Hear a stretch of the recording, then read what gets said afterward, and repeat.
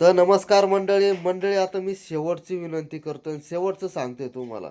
माझ्या नावाने फ्रॉड करेल लोक. टू कॉलरला माझं नाव वापरतात ते आणि आमच्या दोघांचे DP वापरतात ते आणि लोकांकडून पेमेंट घेतात आणि लोक मला विचार राहिले. तर मी तुम्हाला शेवटचं सांगतो, जोपर्यंत 88 88 40 90 61 हा माझा व्हॉट्सअप नंबर आहे आणि आता हाच चालू आहे. 88 88 40 90 61 जोपर्यंत याच्यावर तुमचा मेसेज आणि जोपर्यंत मी स्वतः पेमेंट मागणार नाही तोपर्यंत कुणाला देऊ नका.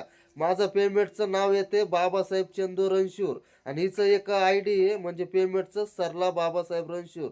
जर का कुणी जरी तुम्हाला एखाद्याने कॉल केला, तुम्हाला जर बोलले का पेमेंट टाका, त्यांना डायरेक्ट स्पष्ट बोलायचं चिंगित आईकडे फोन द्या म्हणून.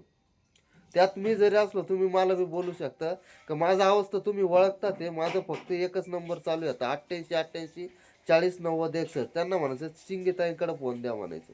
पेमेंट कोणालाही अगोदर टाकू नका, मी तुम्हाला विनंती करतोय.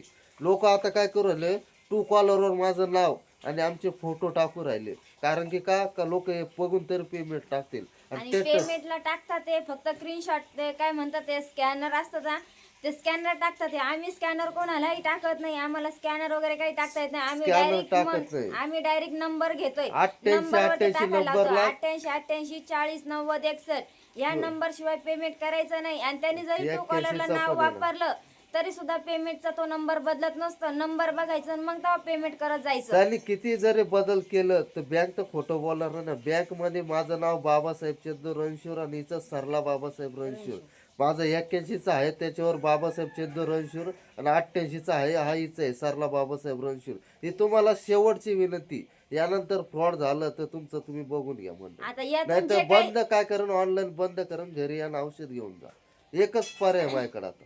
आता हे काय करते